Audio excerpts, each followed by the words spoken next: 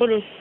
যুবশ্রী এখন তো 3 মাসের বাকি, টাকা কি দেওয়ার কোনো মানে সবারই একটি কোশ্চেন রয়েছে। যুবশ্রী প্রকল্পের এখনো 2 মাসের টাকা বাকি রয়েছে, মার্চ মাস এবং এপ্রিল মাসের টাকা। এই টাকাটা আপনার কবে দেবে? সবারই মনের মধ্যে একটাই কথা রয়েছে। অনেকেই কিন্তু অফিসে ফোন করছেন এবং অফিস থেকে কিন্তু বিভিন্ন আপডেট অনেকে কিন্তু দিয়ে যাচ্ছেন।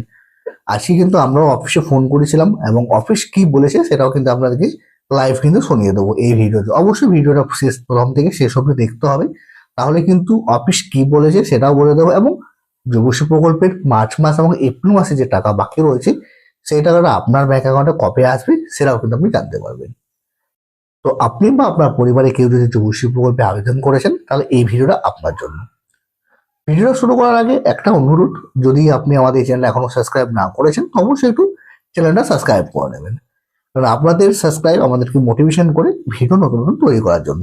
এবং তারই সাথে সাথে যুবশ্রী প্রকল্পের আপডেট পাওয়ার জন্যও কিন্তু এই আমাদের চ্যানেলটা সাবস্ক্রাইব করে রাখতে হবে। এছাড়া সরকারি বিভিন্ন প্রকল্পের আপডেটও কিন্তু আমরা আমাদের এই চ্যানেল থেকে দিয়ে থাকি, তো অবশ্যই চ্যানেলটা একটু সাবস্ক্রাইব করে নেবেন। এবার হচ্ছে যুবশ্রী প্রকল্পের যে টাকা, যেটা মার্চ মাস এবং এপ্রিল মাসে যে টাকা রয়েছে সেই টাকাটা কবে দেবে। এরপর তারপরে কিন্তু কিছুদিন আগেই কিন্তু আমি একটা ভিডিও পাবলিশ করি এবং যেখানে বলি অফিস কিন্তু বলেছিল যে ফান্ড এই মুহূর্তে নেই, যার জন্য এখন টাকার হওয়ার কোনো সম্ভাবনা নেই।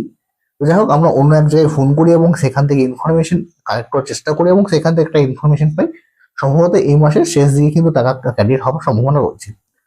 কিন্তু যাই হোক, আজকে কিন্তু আবার ফাইনালি আমরা এক্সচেঞ্জ অফিস নয়, মানে যে টোল ফ্রি নাম্বার রয়েছে সেই টোল ফ্রি নাম্বারে আবার ফোন করি এবং সেখানে কিন্তু আমরা কথা বলি এবং সেখানে কি বলেছে তার যে কল রেকর্ডিং সেই কল রেকর্ডিং কিন্তু আপনাকে আজকে এই ভিডিওতে আমরা শুনিয়ে দেবো। যারা যারা যুবশ্রী প্রকল্পের নতুন যে লিস্ট বেরিয়েছে সেই লিস্টের নাম এসেছিল এবং যারা এনেক্সার 1 ও অফলাইন এনেক্সার 2 যে ফর্ম ফিল আপ সেটা করে নিয়েছেন, তাদের ডকুমেন্টস জমা করার যে ডেটটি রয়েছে এই মুহূর্তে 2 তারিখ থেকে 2/6/2025 থেকে শুরু হচ্ছে।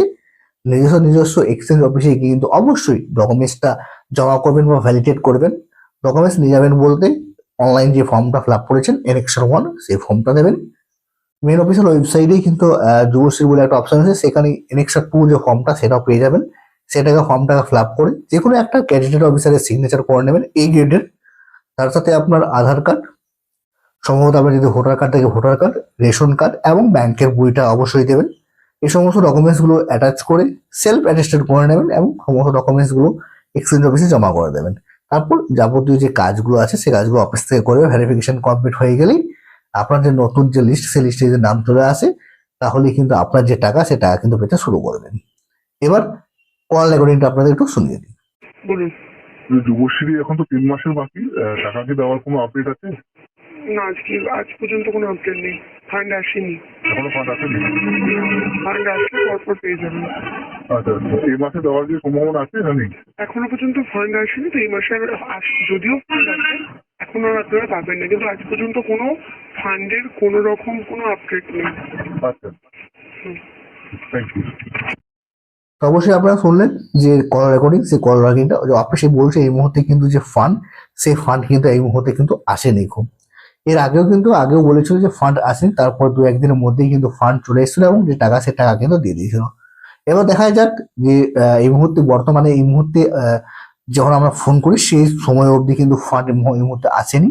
তো তার জন্য কিন্তু অফিস কিন্তু ক্লিয়ার যে ডেট সেই ডেটটা কিন্তু বলতে পারছে। দেখো